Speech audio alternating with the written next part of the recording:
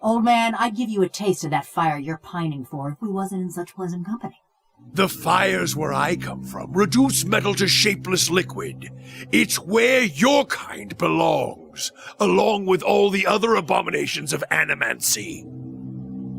Well, looks like Devil of Karok and Durans are not getting along very well here. Hello ladies and gentlemen, and welcome back to Pillars of Eternity, the White March. In the last episode we found one of those Durgan's battery dwarf soul descendants from one of the villagers. One of the villagers even.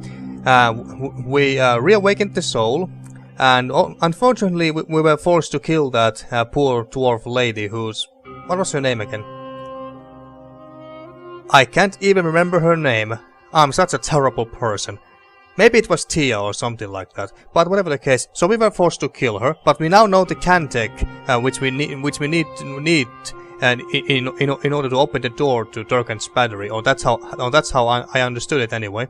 But before we go there, and before we explore the rest of the outside area of Durgan's battery, I want to go back to Longwatch Falls because there's this one quest that I want to complete. No, where was it? Which quest was it? His better half. Oh yeah, this one. So I found Ygadr's journal by the Lakufite nests near the hot springs. The creatures must have taken it, but I didn't see any other sign of Ygadr. The journal mentions a cave behind a waterfall. Perhaps I'll find answers there. So yeah, let's go back to Leave it to me. Longwatch Falls and then try to find that cave behind some waterfall or something. I hope that it's not that cave with the big dragon in it, otherwise we are screwed. So let's have a quick look-see. Alright, let's see. Andrus Tides, Durance, you crack me up. There's no joke to be had, Amawa. Only the observations of a humble missionary. Oh, tell me the one about Magrin again. I love that joke. Simply because I have business with that whore does not mean I care to discuss it. How do you make your face get so red? Oh, Maneho. I love your attitude. So let's see, is there a waterfall here somewhere? Somewhere around here? Or maybe it means this one. If it's this one, this is the one where the dragon is. Well, I guess I could go and try... Oh, there's some ingredients. Printum ban. Well, anyway. I could try and go and face the dragon again. I mean, we have... all of my characters have got at least one level, if I'm not mistaken. At least I don't see any other caves here. The journal mentions a cave behind a waterfall. I don't see any other caves here. And I don't see any other waterfalls. Oh wait, there's this waterfall as well. But this is the place where we picked up that cursed sword. Oh, run there already. So yeah, that was the place where we picked up that cursed sword, or Estok, to be more precise. The Grey Sleeper, I think it was called. So have I missed anything here? No. I don't think I have missed anything here. So it cannot be this, well, but then again, it's not a cave. So I guess it's only natural that it's not that. Oh, there's another crate here that I completely missed. I completely forgot about the existence of this crate. Good thing I came here to check, because now, Devil of Karok, you can unlock it. Lockpick it. If you say so. Got it done. Now what do we have here? Oh, just a diamond, which I guess is very valuable crafting material. So there is that, and also camping supplies. But we are full. Damn, I'm a little bit disappointed. Not gonna lie. Just say the word. Yeah, it must be this cave. I don't think there's any other caves around here. Or any other places with waterfalls and caves behind it. Rusted Wood didn't have any waterfalls, I'm quite certain about that. If only I could check the map of the Rusted Wood area itself, just to make sure. That would be nice. I guess we can go inside. I guess we can go inside there and have one more try with the dragon and see how it goes. Or maybe we just won't attack it this time and we actually talk and see what he has to say. But before that, I'm gonna save real fast. All right, let's give it a go. Okie dokie. But then again, maybe we don't need to go to talk to that dragon itself. Right here? Yep. Karok, if you would be so kind and explore this area a little bit for me. There's something there. Just gold. And there's ice blights, but they are not hostile. At least not yet. Yeah, I guess I really have to fight or talk to the dragon. Well, Just say the word. Let's go. But I think I'm gonna move you here. In case things go to south and there's gonna be combat. At least you're gonna be still gonna be stealthed. I think. Leave it to me.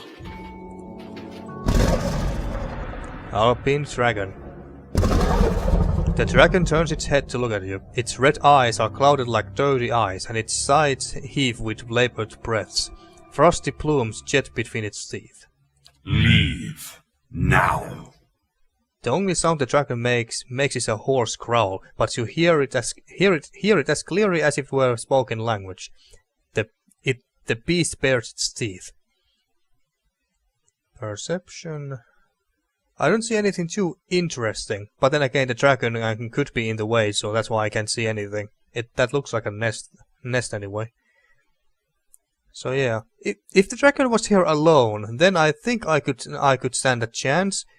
But because there's all these ice blights here and some frost oozes just to make it worse, I don't think I'll stand a chance. Well, what if I just say that I just came to look around? I've no patience for trespassing vermin. Go, or I'll gnaw the living flesh from your bones. It pulls its lips into a snarl. You see something femur-shaped stuck between its teeth.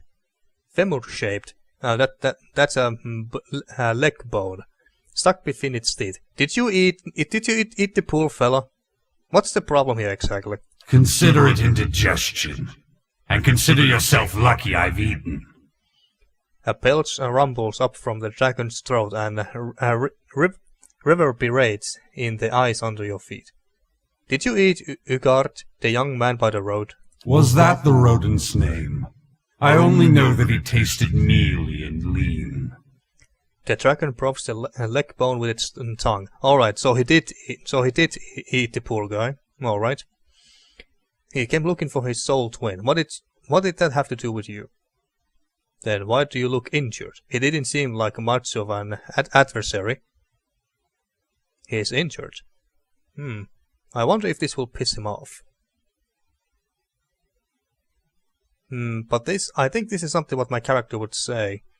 Then why do you look injured? He didn't seem like much of an adversary. I killed him with one swipe of my claws, while he stared at me with those vacant lamb's eyes. It digs its tail into the snow. But his soul shared a connection with mine. One that left me strained. Briefly. It fixes its slit-pupilled eyes on you. So wait.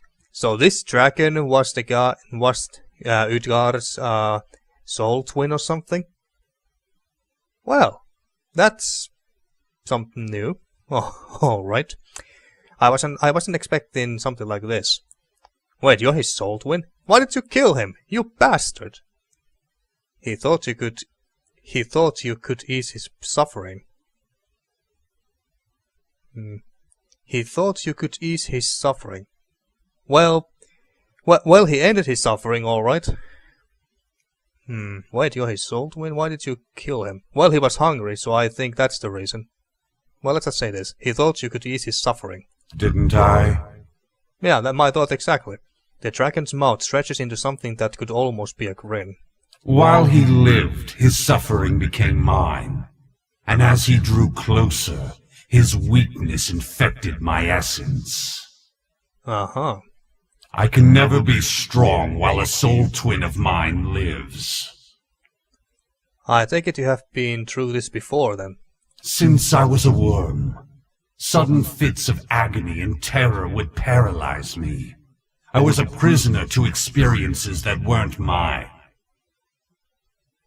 The dragon's tail slowly coils and uncoils. Eventually, I noticed something similar in my fellow hatchlings. I felt their cries and shrieks become mine as they nipped and flew at one another. Go on. How did you become linked with your siblings?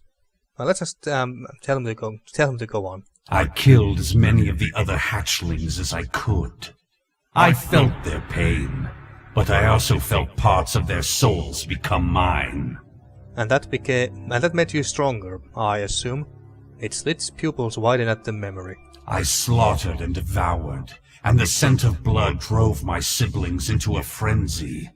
Our nest became a maelstrom of chaos as we fought, dying and feeding together. Well, that sounds terrifying, really. At last, only a handful of us were left. We were sickened by all we'd consumed and suffered. The spines along its head flattens.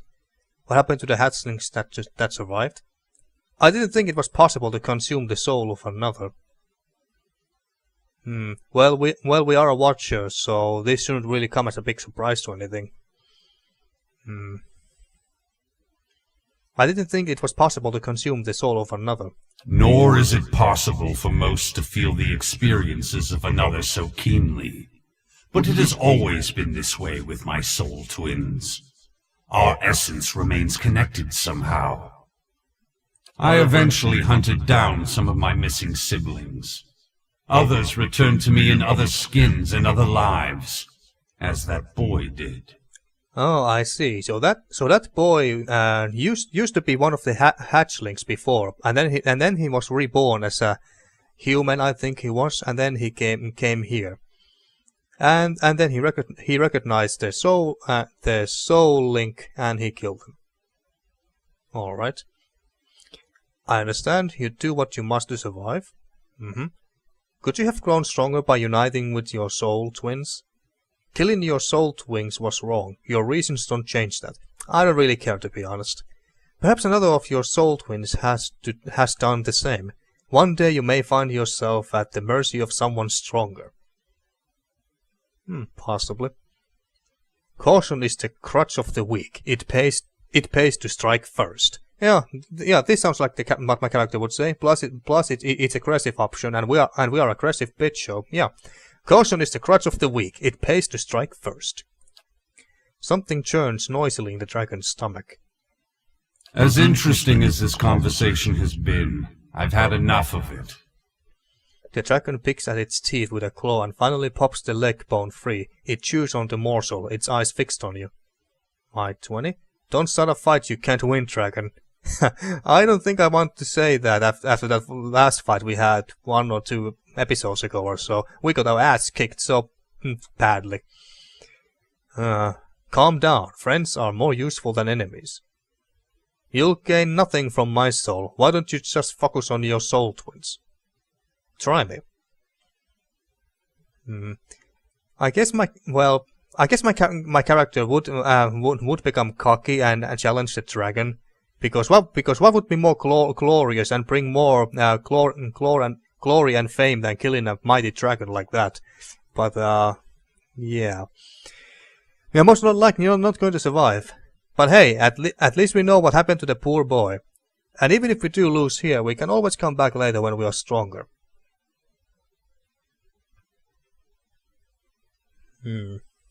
Don't start a fight you can't win, dragon. It looks at you, still crunching and splintering the bone between its teeth.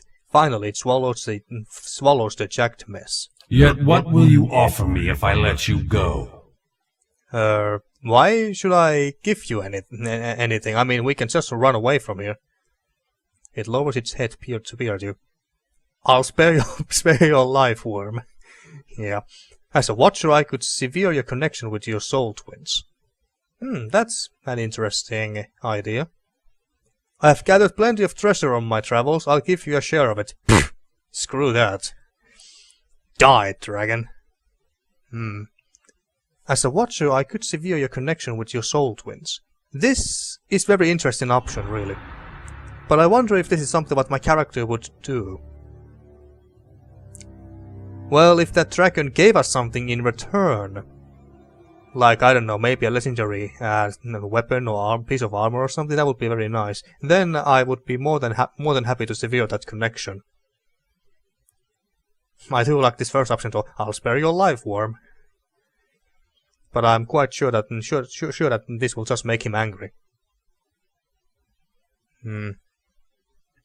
As a watcher, I could sever your connection with your soul twins. Well, we don't want to fight that thing either, I think. But I wonder, should I give it another try, or should I just pick this option because it's I admit this is a very interesting option, and see where this goes. Maybe we get a reward from it as well. And besides, it's not like we have anything against the dragon or anything. Let's just say this. As a watcher, I could sever your connection with your soul twins. Lies! You would make me vulnerable. How foolish I was to nearly fall for your tricks! Oh shit. That didn't go exactly as I thought it would. The dragon hisses and recoils. I mean no harm. Resolve 17. Listen to my voice and know that I tell the truth. I will help you. What have you got to lose by trusting me?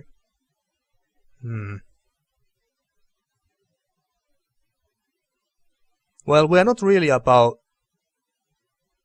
my character is not really about my character is not really someone who will just help anyone because of her goodwill or anything.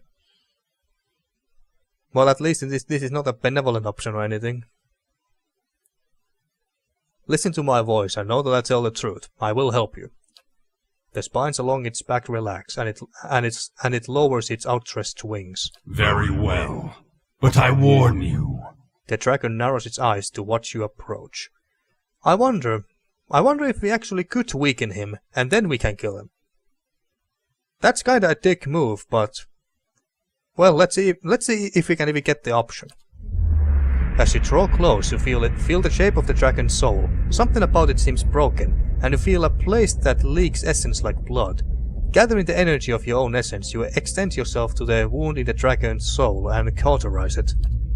The beast roars, and distantly you worry that it will bring the cave down on your head, if it doesn't bite you in two first. But you hold on, and as the wound in the dragon's essence fushes shut, you hear its shriek recede. At last you pull back and feel the physical world that takes shape around you once more. I feel it. Some part of me aches, yet another part is healed. I no longer feel the tug of so many others. It cocks its head and gazes at the icy walls in contemplation. You have done as you said. Now, take this and consider the debt paid. It pulls something from the heap of bones and debris. Alright, so we got something out of this. Nice. You have gained an item. Riona's Vempress is added to inventory. I won't harm you or those who travel with you, but I make no promises for any others who wander into my cave. Now, please, leave me to rest. Alright, let's go then. And everyone except Sagani got a level. Nice. But now, let's see. What did we get from him? Riona's Vempresses. These. It's just bracers, basically. Plus 5% of misses converted to graces. 3 damage reduction pipe bash and 5 damage reduction slash. That's it. That's all. Well, I must admit, I'm not impressed. I guess we can read this lore part here. After Riona established her reputation as a fighter, she began joining adventuring expeditions. For years she was one of the most sought-after warriors in the Eastern Reach. That changed after an expedition to the White March. She traveled with a team of historians and treasure hunters intent to breach in Durgan's battery, yet their guide fell ill and they became hopelessly lost in the blizzard. The snows continued for days, and their provisions dwindled. While the rest of the party camped in the lee of a cliff, Riona was sent to scout a way ahead. She wandered into the storm, barely able to see the hand in front of her face. After hours of trudging through the snow, Riona stumbled into a cave. Yet instead of shelter, she found a young alpine dragon, which is this one we just got this from, I think. The beast was too lean, and its eyes burned with hunger when it looked at Riona. Yet she promised it a larger meal if only it would spare her. She led it to the hollow where the rest of her companions waited, and as the dragon turned on them, she fled. She lost the Vempersense in the snow. Well, she was a bitch. Assuming that it was a female, but yeah, I assume that it was a female anyway. So yeah, she betrayed the trust of her companions. What a bitch. And this is not even that good. I'm a bit disappointed here, folks. And I kinda want to reload back to the last save, and then come back here later and fight the dragon, because, well, I just feel like fighting that thing. I really want to fight him and beat him.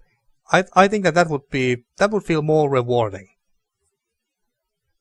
And maybe it would fit our character a bit better. Yeah, we didn't get much out of this. Oh, we got this complete as well. A secret society of animancers has been traveling around the Eastern Reach, promising to restore life to lost loved ones. They perform their rituals at clandestine meetings in various cities, never staying in one place for more than a few days. Though some spark of life appears to be restored to the bodies they revive, authorities suspect that the group is behind abductions, murders, vivisections, and other ghastly practices that appear to be required by their methods. To make matters worse, those restored to life rapidly decompose or go mad within days of their resurrection. Concerned animancers and various civic authorities are seeking help in tracking down those responsible, and I think we sent Aloth there. The secret society, known as the Morning Cycle, repeatedly eluded Aloth's pursuit. As soon as Aloth discovered their latest location, they would begin the process of moving to a new town. It turned out that the Morning Circle had an extensive spy network at their disposal. Eventually, Aloth managed to capture a senior member of the group who was more than willing to give up information on her brothers and sisters. In a Rhodes End charnel house, Aloth and trusted soldiers of the Manhem family confronted and killed most of the cult's leaders.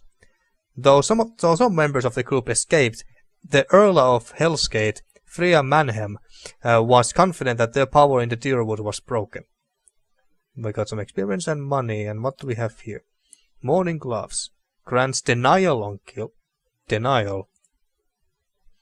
+5 to all defenses for 20 seconds. Anger. Attack speed. Bargaining. Concentration and interrupt. What does interrupt mean? Oh. Interrupt determines how likely a damaging attack is to delay the opponent's current next action. Yeah, of course. Of course, that's what it means. And depression. -1 resolve for 20 seconds, and acceptance. +15 endurance.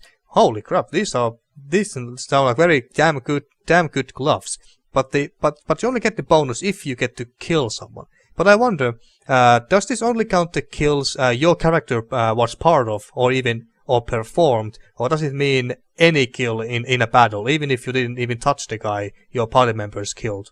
That's what I would like to know. But whatever the case, these are very good gloves. These gloves were recovered from the animancy cult known as the Morning Circle, who traveled the Eastern Reach, promising to bring back the dead. The promises were a cover for horrific experiments including abductions, murders, and vivisections. Despite the name of the group, the power of the gloves is unleashed after the wearer kills an enemy. After the wearer kills an enemy, so I assume that the ones wearing these gloves must be part of that, part of the kill in order to get these bonuses, which I guess makes sense because these are very good bonuses. I guess it would be overpowered if you got these bonuses every time someone dies, whether you were part of the kill or not. But yeah, that's good. Very nice. But I wonder, can we talk to this guy again? You again? Ugh. The dragon groans and shifts its bulk. I could still kill you for this annoyance. Its 4 crimson eyes follow you. Alright, so we could kill this dragon later if we want to.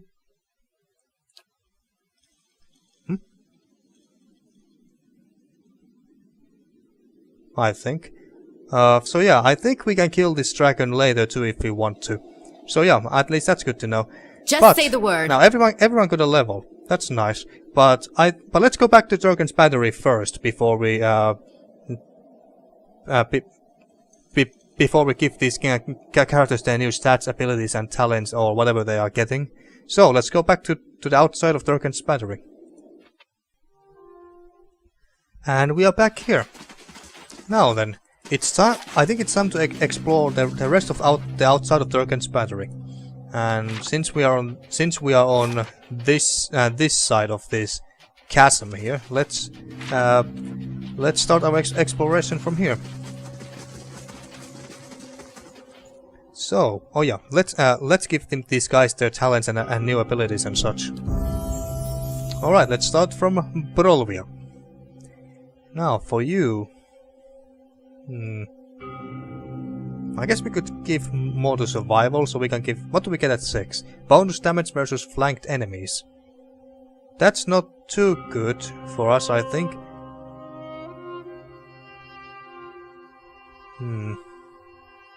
After the 6 ranks, the previously earned bonuses become more powerful in the same order they were received. Alright. Survival can also be used in conversation and scripted interactions that involve wilderness challenges or specialized information about nature. Well, we don't do anything with stealth or mechanics either. Lore is not terrible either. We could use some scrolls and spell scrolls basically, but we don't really have that many scrolls. And besides, it's basically mostly Durgan who uses those scrolls anyway. Maybe we should save these points and put some more to athletics next time. Yeah, let's do that. Alright, so new abilities. Have we got anything new here? Hastening exhortation.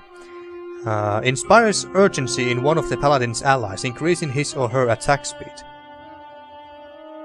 So wait, does this... Oh wait. Oh, it only increases their attack speed. Alright. Allied target. Plus 20% attack speed for 33 seconds. But it's only 3 times per rest. That's very powerful. Like, if we had Winky in our party still, and I used this on her, she would become almost an unstoppable death machine. Because she basically would kill all her weak targets like wizards, archers and priests and such before they can even react. But maybe we can do that with Devil of Karog as well. But what about the healing chain? This sounds interesting. The paladin targets a single ally for healing, but the effect continues to jump between allies up to 6 times, including the initial hit. And this is once per encounter. I like the sound of this. Allied targets plus 65 endurance. And allied jump targets 5 times plus 65. So it's just as strong at each jump. I like this. Well, let's see what else do we have here. The paladin's pure soul resists all invading forces, granting a bonus to defenses against poison and disease, as well as the charmed, dominated, frightened, and terrified effects. This will also be very handy. These effects also have the durations reduced by 5 seconds. That's also a big deal. Yeah, I like this a lot. Shame that we can only pick one here. Coordinated attacks, yeah, I know this. Zealous endurance. Fills the paladin and his or her allies with unshakable confidence, increasing their damage reduction and converting a portion of incoming hits to graces. Cannot be active with other zealous auras. Plus 3 damage reduction, plus 15 of incoming hits converted to graces. This is also very nice. The brave and the unworthy. The paladin temporarily snuffs out all the active beneficial effects on a single foe. The effects resume once the brief the unworthy ends. I really like this healing chain, so I'm gonna pick this one. This sounds very, very good. Nice. Now then, Pallegina. What do you got, Michael? That sword looks so fucking badass.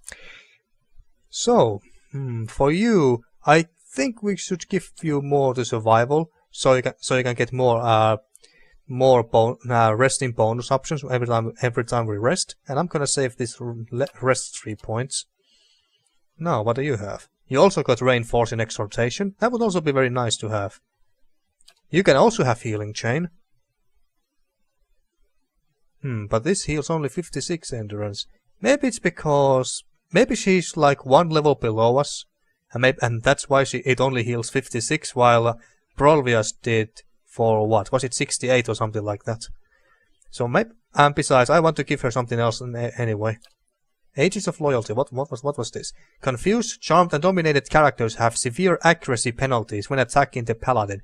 Additionally, the paladin's attacks against such characters do minimal damage and always empty effect. Oh yeah, this is the one that this is the one that I've been saying lately. That oh, if only I had this Ages of Loyalty talent here, then I could save all of my characters who are charmed or dominated and just empty effect, just like that, with one hit. So I'm gonna pick this. That's very, very useful. There we go. And then Maneha.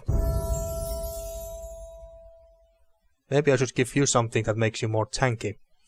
I'm gonna give you more athletics because tank. Now, what do we have here? There seems to be some interesting looking options here. Frenzy. Sends the barbarian into a frenzied state, granting a might, constitution and attack speed bonus, but causing a deflection penalty against incoming attacks. So deflection was defense against direct melee and direct physical melee and ranged attacks. Yeah. So a deflection penalty against incoming attacks. While the barbarian's frenzy is active, his or her entrance and health are concealed. Okay. +4 might, +4 constitution, +33% attack speed, -10 deflection, health and entrance concealed for 13.8 seconds. Alright. Blooded. Causes the barbarian to lash out when in pain, granting a bonus to damage for as long as his or her endurance is below 50%. So basically plus 25% damage while endurance below 50%. If she was if we made her as a damage dealer, then this would be very nice, but we are not. Brute force. The barbarian hits so hard that ordinary means of defense can be easily overpowered. On attacks that normally target deflection, the barbarian will instead attack fortitude if it is the lower defense. Interesting. Wild Sprint. The barbarian becomes able to charge with reckless abandon, allowing him or her to ignore the movement stop of engagement and gain bonus to all defenses against disengagement attacks. Alright. Threatening presence. The barbarian's mere presence becomes so intimidating as to fill all approaching enemies with nauseating dread. As long as the barbarian is stationary, nearby enemies may be sickened. Okay. She would have such a strong presence that the enemies around her would become sick. Okay, that's kind of funny. Area of effect 1.55 meters. Alright, Bloodlust. Imparts an unquenchable bloodlust to the barbarian, increasing his or her speed temporarily in battle once he or she has personally downed at least 2 enemies. So plus 20% attack speed for 9.2 seconds. When personally down at least 2 enemies. Okay. Vengeful Defeat. Exacts a final revenge when the barbarian reduces to 0 endurance, causing him or her to perform instant carnage full attacks at everyone in range. Oh, I see. So every time when she goes down, she basically does AoE full attack. Interesting. Heart of Fury. The barbarian swings viciously in a lightning quick flurry, taking on all comers. Each equipped weapon attacks every nearby enemy, doing extra damage and inflicting carnage if applicable. Once per encounter. Not bad. Eye of the Storm. The barbarian cannot be engaged by enemies that are more than one level lower than him or her. It does not prevent the barbarian from being attacked in melee. What? Cannot be engaged by enemies more than one level below self. I don't really get the point of this one. I mean, how is it supposed to be helpful? Cannot be engaged by enemies more than one level below self. Well, obviously this is a terrible talent, considering that she's supposed to be our tank. And lastly, the most interesting looking one, Bloodthirst. After killing an enemy, the barbarian's recovery is waived, allowing them to attack again immediately. After killing an enemy, the barbarian's recovery is waived, allowing them to attack again immediately. Interesting. I kind of like the frenzy. I kind of like frenzy.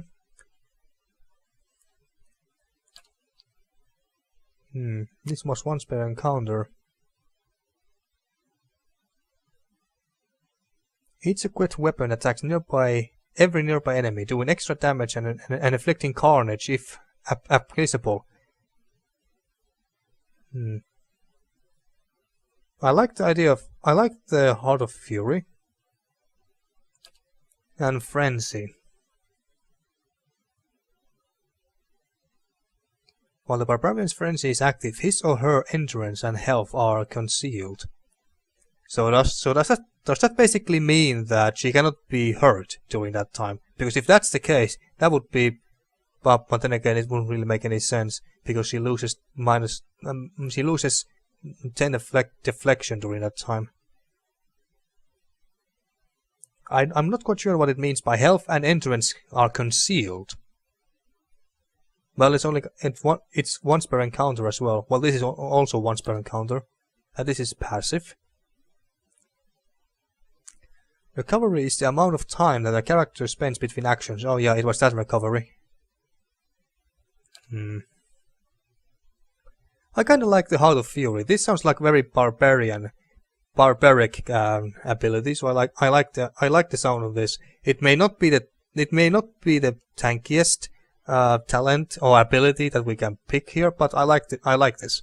And so far Mahena has been doing a very good job so far anyway. Not as good as Ygadr, but still. So let's pick this. And I think there's still, two more characters who has leveled up. And I'm sure that Sagani is not too far behind.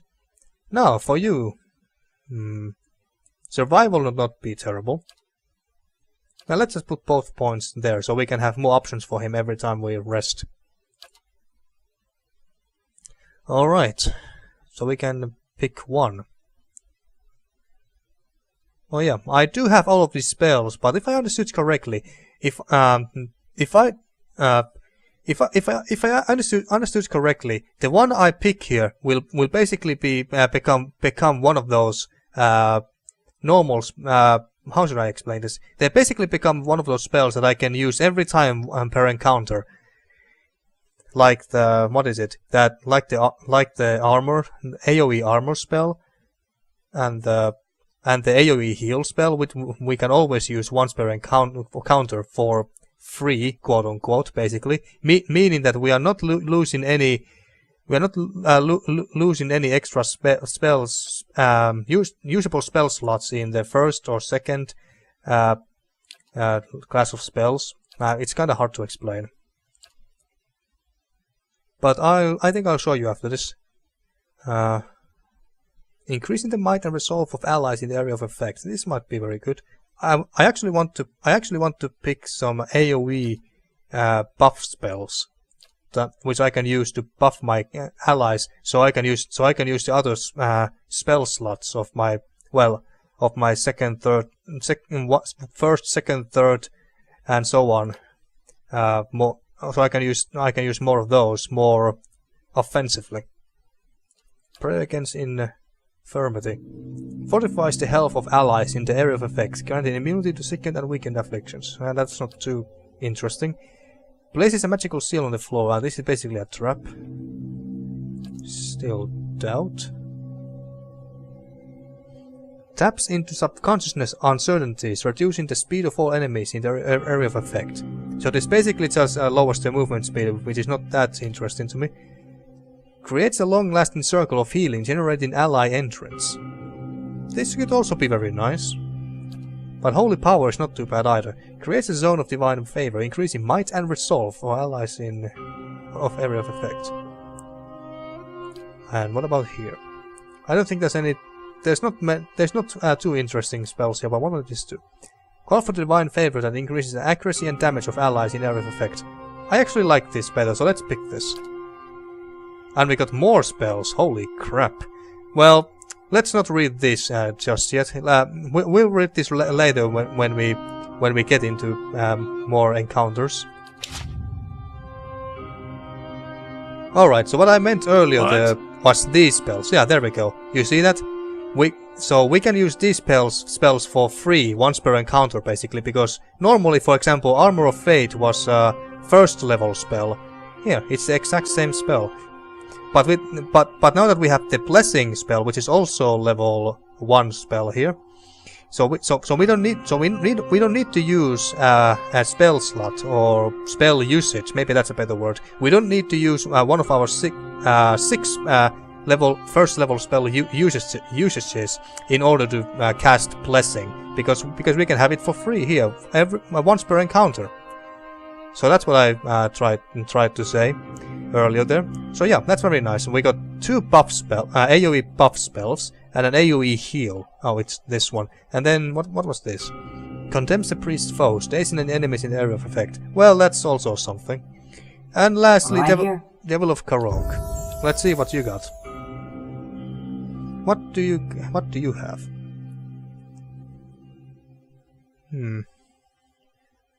I don't know if I need to put any points to stealth. She doesn't have any survival points here. I think we should give at least one, so she can also get some bonuses after resting, like damage reduction is always good, so let's pick that. I was wondering whether I should also give her more athletic, so she becomes less squishy, basically. Yeah, let's just save these two. Oh wait, should I give it to survival? Received healing multiplier. Which one would be better? Damage reduction overall or receive healing multiplier? Well, let's just save these two for now. Alright, what do we have here? Fearsome Strike. The rogue attempts to greatly hinder an opponent by targeting areas crucially important to their ability to fight, inflicting extra damage as well as weakening and humbling the target. And this is once per rest. I'm not really a huge fan of these once or twice or thrice per rest spells, because that they are very restricting. Smoke Cloud. The rogue creates a small cloud of smoke that leaves adjacent enemies distracted for a short duration. This is once per encounter. And this does sound very good. The rogue creates a small cloud of smoke that leaves adjacent enemies, and by adjacent I assume that it means enemies who are, next to each other. Enemies distracted for a short duration. This could be very nice to use defensively, and it is once per encounter and not once per rest. But let's see what else we have here. Persistence Distraction. Whenever the rogue is contributing to the flanked affliction on the target, the victim is also distracted. Death Blows. Allows the rogue to size up a target's battlefield position, making sneak attack more effective when the target is afflicted by 2 or more conditions that allow a sneak attack. Afflicted by 2 or more conditions that allow a sneak attack. That sounds rather restrictive. But it also gives us 100% more damage and 100% range damage. This sounds very fucking powerful. No wonder that the demand in order to get this bonus is that high. 2 or more conditions that allow a sneak attack. Deep Wounds. Expertise in the art of pain leads all slash, pierce and crush damage caused by the rogue to also do raw damage over time. That's not too bad. Adept evasion. The rogue becomes especially skillful at dodging attacks, converting many reflex hits to graces. Passive self. 75% of incoming graces converted to misses. Reflex only. Plus 50% of incoming hits converted to graces. This is also sounds very good. Makes it harder to hit her, basically. Riposte. The rogue looks for openings to counterattack in combat. Incoming melee attacks that target deflection and miss or graze have a chance of allowing an instant full attack riposte. Only active with melee weapons equipped. Yeah, that makes sense. Incoming melee attacks that target deflection and miss or graze have a chance of allowing an instant full attack. That's not too bad. Dirty fighting. The rogue employs a variety of underhanded tactics, turning some of their hits into critical hits. Meh. Escape. This is a teleport thingy. Allows the rogue to break engagement and expertly avoid the next attack, diving out of range to a specific location and granting a temporary defense bonus. Yeah, I like this a lot. I think I picked that one, but what was Crippling Strike? The rogue attacks his or her enemy's ability to move around effectively, inflicting extra damage to and hoppling an enemy successfully hit, and twice per encounter. Nah, I'm not a huge fan of that. What did this do again? Yeah, alright, and this was once per rest. I'm not a huge fan of that. But I do like this. I do like to reposition myself if I really need to. I really love that ability. I really love to use that ability with Winky. So I'm gonna select this one with Devil of Karog as well. Well, there we go. Now all the characters have leveled up. We have given all their new abilities to them and shit. So we can continue on. Well, let's see. How long till you get a level, my dear? Oh wait, how did you... There we go. Oh, quite a lot actually. We need a little over half more. All right. So she's not getting the level as fast as I thought she would. Right here. But now let's go and scout. Oh, but I think I'm gonna save here just in case. All right, let's go. Wow, look at that. Good thing I saved. Bounty, Metzla. Oh, so that's where our bounty is. Metzla and her sisters, a band of worshippers of Berat, have been spotted in the wilds that surround Durgan's Battery. I have found Metzla at the base of the massive walls of Durgan's Battery. Alright, so good thing I saved, and that's Metzla herself. And I think she has a very interesting and powerful looking unique legendary item or some shit. So yeah, good thing I saved, because if we fail and die and basically die in this fight, I don't need to do all the leveling stuff all over again.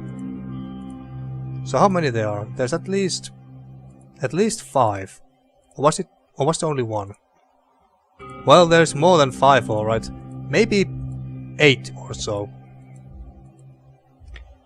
All right. Now then, shame that we cannot use this before combat and then go to the combat there. Just say the word. Maybe we should eat before we go, though. I mean, we got tons of food, so might as well. I'm here. And you got eat that, and oh, what's this? Fireball. Oh, this is once per rest. All right. Don't remember why you have this fireball spell, but alright. Here. It's called Conquer Cause Corrupted Siphon. Oh yeah, this was the life steal basically. Oh yeah. Don't remember why you have this, but never mind. Oh yeah, and you can't eat of course because well you're a golem, but at least you can use potions, so that's something. Ready, Watcher.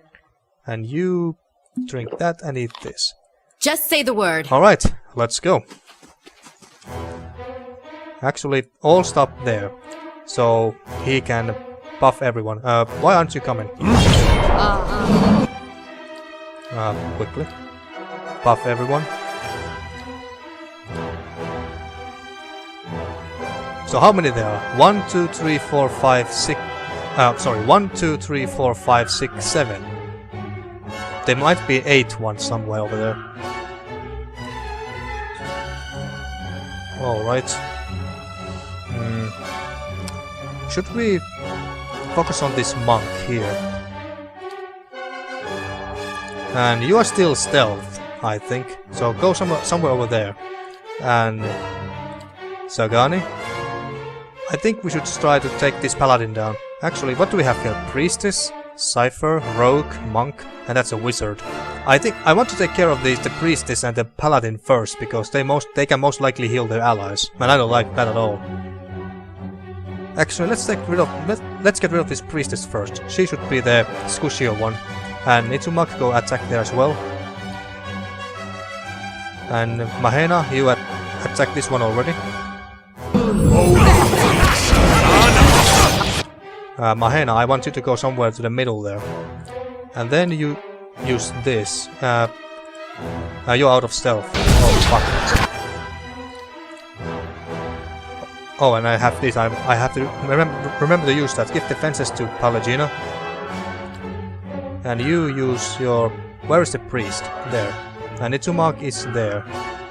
I think you should be able to take the priestess down without using any abilities, I think. We can take. Or maybe not. Finishing blow. I don't think that's good enough to... Good enough. I don't think she's weak enough. Let's see. Use this to weaken them. Oh, what did this do again? It frightens them. Alright. Oh crap. Crap. And of course she's paralyzed. Heal our rogue, please. And you use the arrow on that thing. Oh, and she's using the, she's gonna use the AoE heal. Itsumak is a bit hurt, but I think we can heal him after we have made this shot. And as for you, well, let's take a look at these spells. The priest hurls a ball of holy fire at the enemy that purges its protections and speeds its doom. Does continuous burn damage for 5 seconds and accelerates the time for all beneficial effects on the target, except heals, as well as those of any continuous damage effects. Leaps to up to 2 additional nearby targets. Alright, it sounds alright. Crowns for the faithful. Crowns allies in the glory of the priest's god, imbuing all allies in their area of effect with bonuses to perception, intellect and resolve. Alright. Minor intercession. Calls upon the aid of the priest's god, restoring endurance and reducing durations of negative effects for all allies in the area of effect. How big is this area of effect? Oh, it's very big. Nice. Prayer against treachery. Galvanizes the devotion of the party, granting immunity to the charmed and dominated afflictions. Yeah, this sounds very good as well. Litany against major afflictions. Grants a single ally temporary immunity to be charmed, dominated, paralyzed, petrified, stunned, terrified and weakened afflictions. And lastly, Spark of the souls of the righteous. Ignites a powerful zeal within allies that manifests in an aura that shocks any enemies near them. Ah, this sounds fun, so let's use that. Let's use that and see how it goes. And did I tell you to use your heal on her? And she has the... Oh, you have the reinforcing exhortation.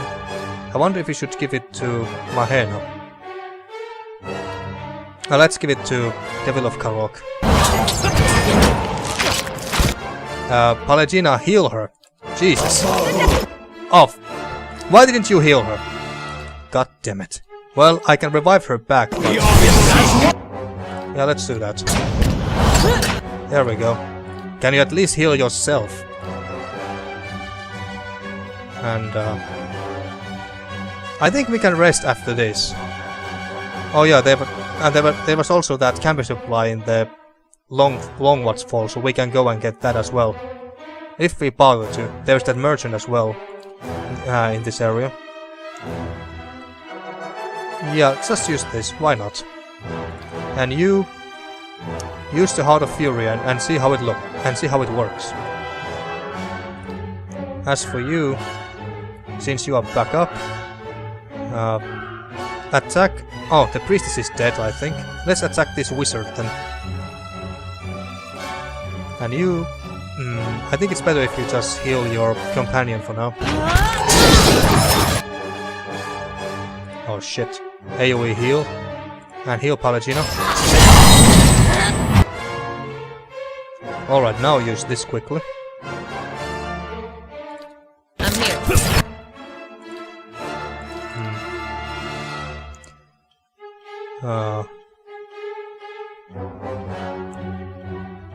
Well, let's do this and debuff the enemies. And then you try to finish off that wizard. Should not be too hard. And then use this blow attack.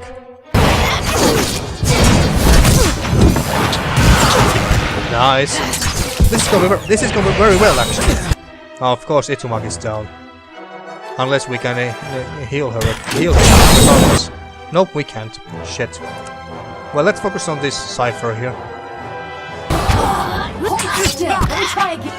Oh crap, you're not doing very hot there. There we go. And I just want to use this and see how it looks like. Actually, use it on... actually, no, let's just wait. When it's good time to use it. Actually, there's only 2 of them left, so I think I should be fine. Alright, now use it. And Palagino, you... use your Holy Flames on Metzla. 2 rounds. I don't think we need to use any of your spells here. But then again, if you're gonna raise, it doesn't really matter anyway. So, I don't know, use this.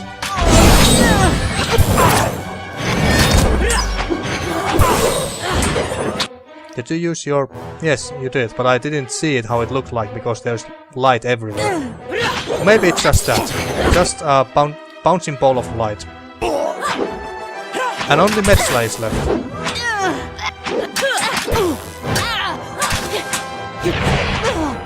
Alright, well this was easier than I thought it would be. A little bit disappointed here, not gonna lie. But what do we have? So that was an that was a unique weapon. Forgotten Tear of the Beloved.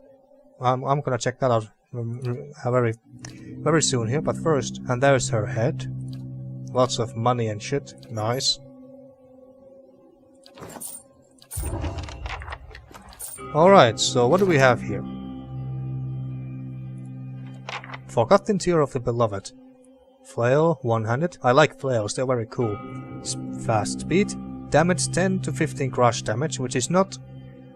It doesn't deal much damage, but then again, it is a fast attack speed, so maybe that's why. Plus 30% of grace is converted to hits. 10% chance to cast Dazing on hit or critical hit. Grants Prayer Against Treachery. Oh, it's that... it's this spell. This is actually very good. Very good thing to have. But it's once per rest. I hate those once per rest spells. And grants Suppress Affliction. Ah, this again. Alright, alright. Now, what's the lore? Devotees of Ondra tell stories of her romance with the moons, especially her unrequited love for Sen Belafa. Yet it was Ioni Prater, Jesus Christ, these names, Prater, the smaller of the 2 moons, that Ondra pulled into the sea thousands of years ago. Small fragments of Ioni Prator are believed to exist in some of the more remote places of Eora, lost tokens of the goddess's passion. Such moon fragments and the crater lakes that often form around them are known as Ondra's Tears. This flail is made with a piece of Ioni Prator that was discovered by some of the Parkrunen dwarven explorers in the White March. Alright. It's not, but this is not it's not an amazing weapon. Or maybe we could give it to, how much damage this does? Fast 13 to 18. Not that one. This. Let's see what it looks like at the very least. Alright. Don't know who could use that really. You? 16 to 23, 17 to 24. Yeah, this is not very good weapon. I'm a bit disappointed here now. And it's not even worth much, not even 1,000 coppers. Well, I guess it's nice to have it at the very least, if nothing else. Taxes collected. Earned 809 coppers. Nice. Just say the word. So yeah, I think I'm gonna rest. But let's see, is there any loot here? Oh, of course there is. Oh, there's camping supplies here. Nice, so we don't need to go back to buy or go back to that stash where we found one. And what's this? In the trampled bloody slush around this suppled wagon. Oh shit! that scared me a little bit. But it's just one ice troll. Shouldn't be a big deal. Now in before it kills us all. Now, just nuke it down as fast as you can. Just nuke it down. Oh, and actually, I really should use this takedown more often. I always forget. I always forget that Itumark has that. Nuke it down as fast as you can.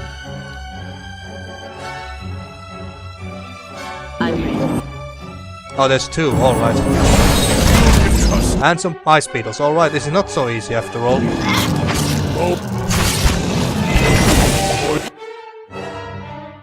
And then this.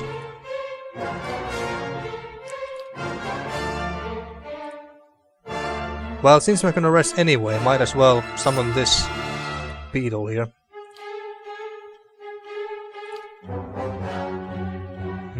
You should be fine for now. Yell. Actually, let's use this more powerful version of Yell.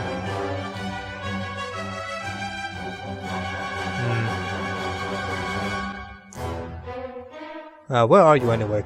You are there. Just focus on this one then.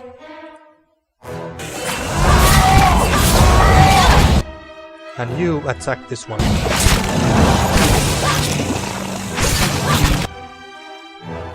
What's this? Oh, we are controlling the beetle. Alright. But this hurts our allies too, if I'm not mistaken, so let's be careful with this. And again. Use this. Heal allies and damage enemies.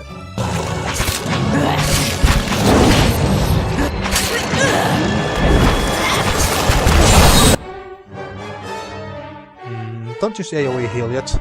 Just use a regular heal on yourself. And we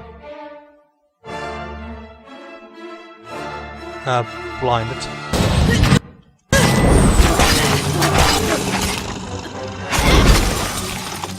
Alright, there's only one troll left. Try to finish it off. AoE heal.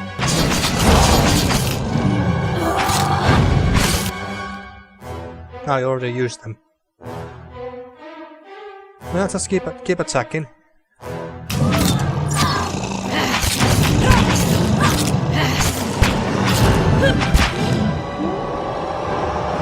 Come on, die already. There we go. Just say the word. My characters have become stronger. These guys are not nearly as bad anymore as they were when we first came to the White March. Alright, but let's have a rest here at this point. Oh, what's this? Oh, it's the tax thingy. Alright, so let's rest here. Yeah, you have damage reduction. Maybe damage reduction is not that good for you after all, because you're not taking that much damage anyway. Consumable duration. This could actually be very nice. Yeah, let's take the consumable duration. Or should we? Maybe not. Maybe not yet. Let's just take the damage reduction for now. And I guess you can take damage reduction as well, or maybe not. You know what? These are all fine. Let's just rest.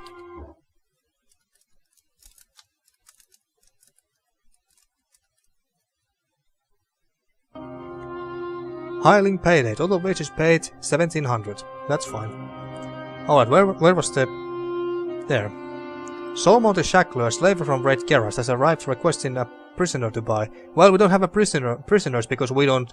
Well, because we don't take prisoners. So we're just wasting your time. A pry bar and camping supplies. Nice. I would really like to explore this entire outside area of Durgan's Battery before I end this episode, so we can actually go to the inside the Durgan's Battery itself next time. And go away. Those, the green marker, that is. I'll keep an eye out. Go and explore for me. Stairs that leads to this tower, I guess. Oh, look at that! Oh, that's the... I believe that's a legendary bow I mentioned 1 or 2 episodes ago, and we have a string or wand for it, which we found from another cave. Nice. Maybe we can give it to Sagani, assuming that the bow is better than what she has now. Nothing here except for this piece of loot. What do we have here? Talisman of the Unconquerable. +2 intellect while endurance above 50%, 25% focus gain while endurance above 50%. This could be good for Durans. What? What do you have on you? +10 defense against spells. What do you have? Nothing. So I think let's give this to Maneha, so she can get at least some more defense. And for you, I give the... Where is it? Is it here? Yeah, here. And I'm gonna give this to you. Should make your AoE spells more powerful. And you should not be interrupted that easily. And also... I wonder... He doesn't have gloves, so I could give this to him, but I don't think that help. I don't think that's very useful on him.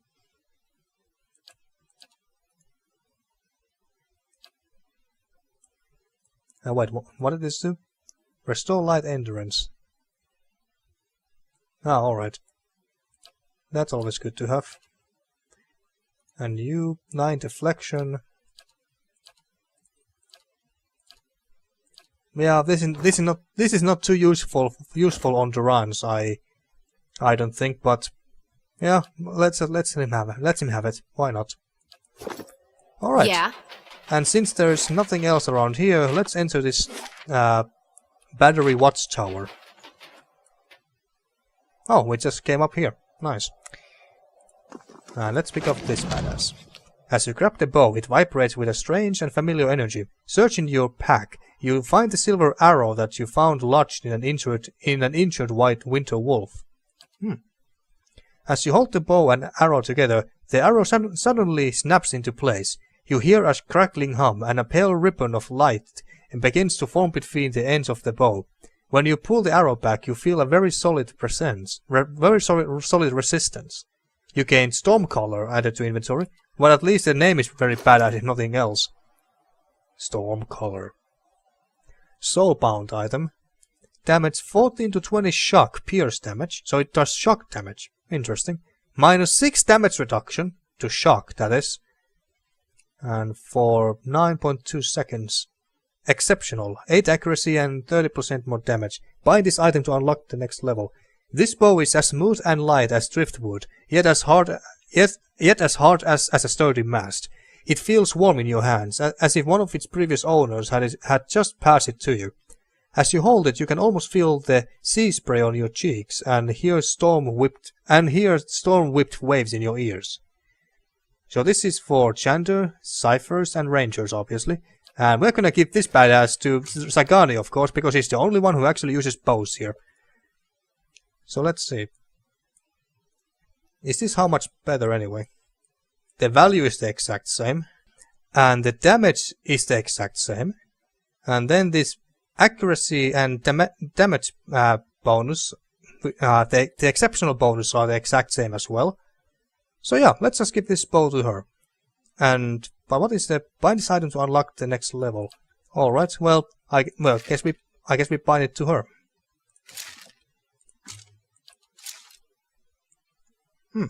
looks very nice. I think I'm gonna keep this. Alright, and now... How could we... Yeah, bind soul. Are you sure you want to soul bind Stormcaller to Sagani? Once bound, this item cannot be equipped by any other character. Yeah, it's not like any of our other characters use bows anyway. Alright, so deal 250 shock damage to enemies with Stormcaller to unlock the next level. But what does it give it to us, I wonder? I would like to know that. Well, I guess we find out after we have dealt that 250 shock damage. Alright. Nice. And oh, it's paused. Now let's go back down. And there's this I don't think there's much to be discovered anymore. I think there's only this there's only this area to be discovered, and the rest fuck of war here is basically this big building. That's what I assume it's going to be anyway.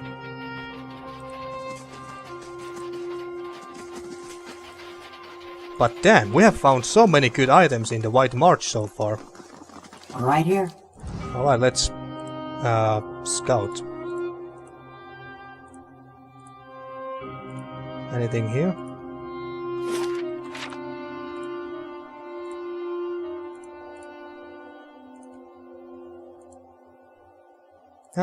Just some berries.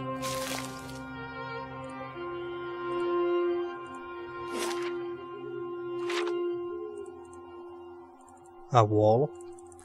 And that leads us to the front door of the Durgan's battery, I think. But so far there doesn't seem to be any enemies left. But better be careful than sorry.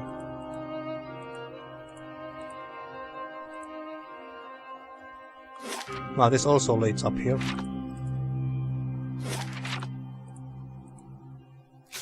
Pick up that.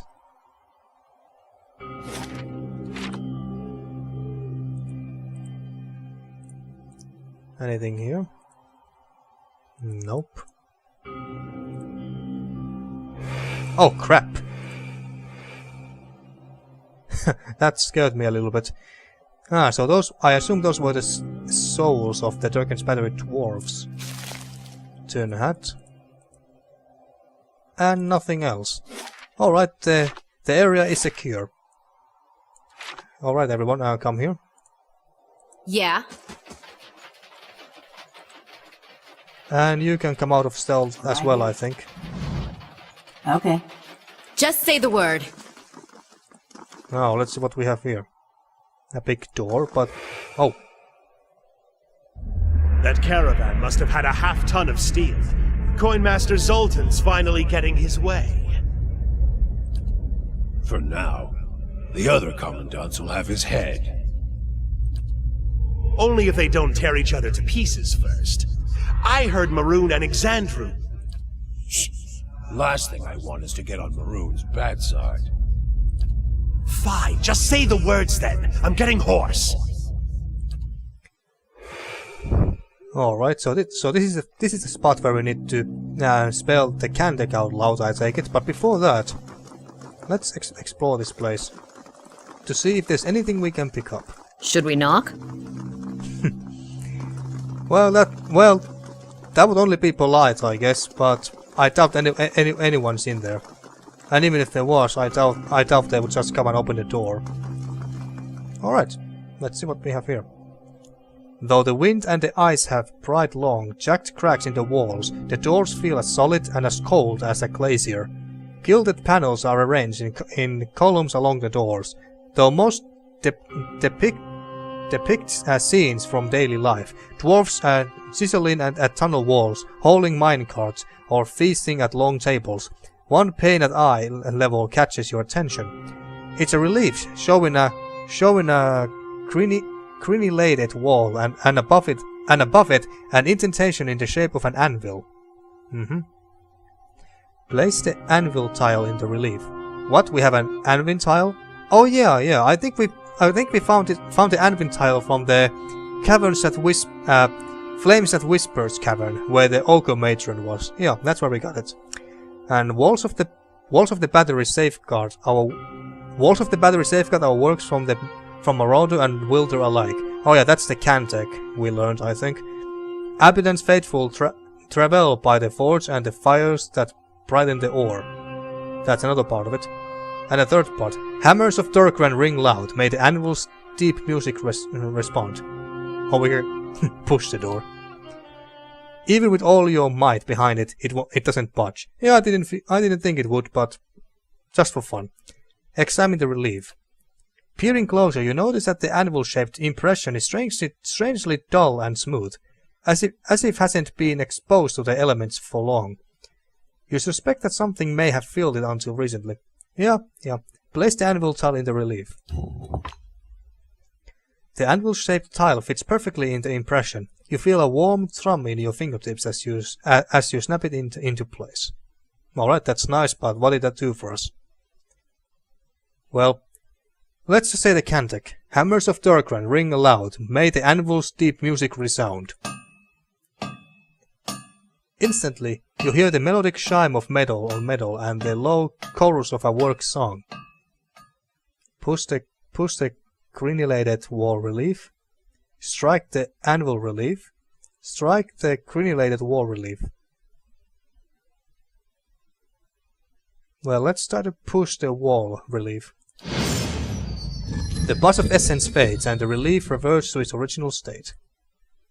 Oh, damn. Walls of the battery safeguard our works from Marauder and Wilder alike. The buzz of essence fades and the relief reverts to its original state. Alright, so we have to say the first one. Hammers of Durgan ring aloud. May the anvil's deep music resound. Let's try to... Well, maybe we have to strike the anvil relief. Oh, yes. As you do, a single ringing tone whistles through the air. Your hand buzzes and vibrates like struck metal. When you look back at the relief, the panels on either side of the wall and anvil have come alive. Ogres and warriors of all races gather for battle, their shapes and silhouettes formed by flaring, whorled and heat patterns. The tiny figures move and dance, animated by the flicker and a blaze of an unseen fire. Holy crap, now that's a very impressive door mechanism that they have added to this thing. If only it was animated or such, I would have loved to see how it actually looked like. But instead we got still images like this, but anyway. Abandons faithful travail by the forge and the fires that brighten the ore. Hammers of Durgan ring loud. May the anvil's deep music resound. Oh, we have already said that. Let's say this instead. No, that was wrong. Alright, again, and then the anvil. Walls of the battery safeguard our works from Marauder and Wilder alike. Well, obviously, it was obviously this one. You hear the heavy thud of some kind of mechanism loosening behind the plug. Is it now open? No. Alright, push the crenulated wall relief, or press the panel. Strike the warriors. Let's strike the warriors. Alright, no.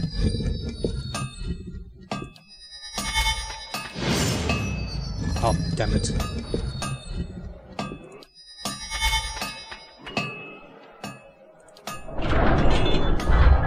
Alright. Push the wall relief. There we go. It slides easily with the slightest pressure from your fingers. You guide it up and over the anvil relief, where it clicks into place. Beneath it is a deep cavity. It's shaped like a dragon's gaping jaws. Abundance faithful travail by the forge and the fires that brighten the ore. Warm air gusts from the open mouth, tingling your cold, numbed face. Examine the mouth more closely. The heat billows from the mouth prevents you from getting too close, but the rim of the cavity and the tiny teeth surrounding it are blackened with soot. You accidentally inhale some of the vapor. It's odorless, but it leaves you lightheaded. You also notice that the dragon's tongue is a fire striker. Its hinge and attached to a chunk of flint. Press the dragon's tongue to light the fire in the mouth.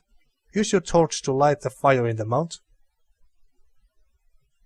Stick your weapon into the mouth or stick your finger into the cavity. This doesn't sound like a very good idea. Press the dragon's tongue to light the fire in the mouth. Yeah, let's do that. Fire catches the warm vapor with a billowing whoosh. The dragon's eyes are alight and flames lick at the edges of its mouth. A few seconds later, the panel is sliding away from you as the two enormous doors swang open into a grand hall. Finally.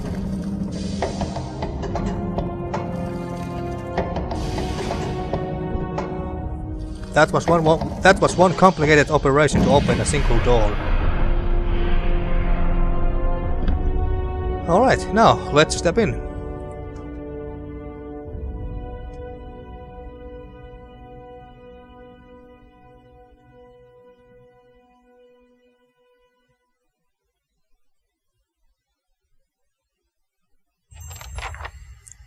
You sense the presence of one of the other pieces of Garroth's helm nearby. Oh, so that piece is over here.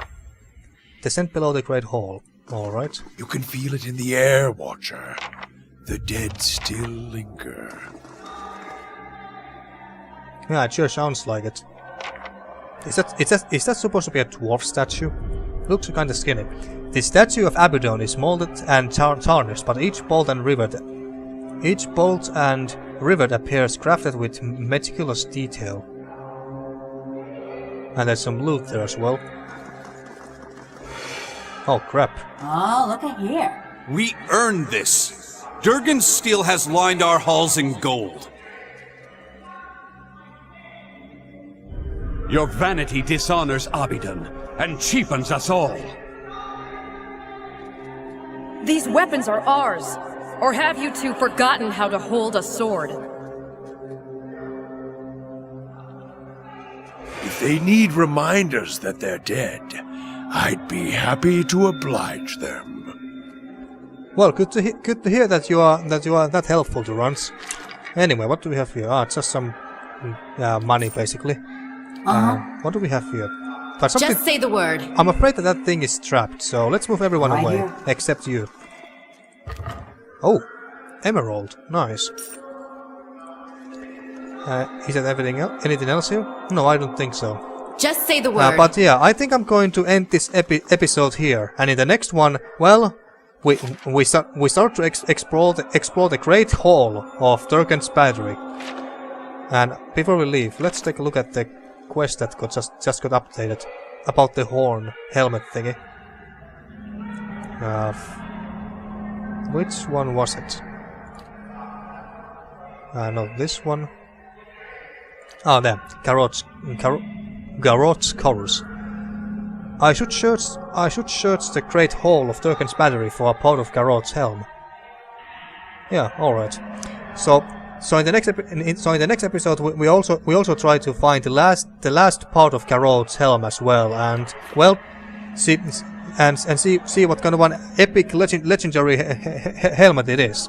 So yeah, that's for the next episode. Now then, thank you for watching once again, and see you next time for more Pillars of Eternity: The White March.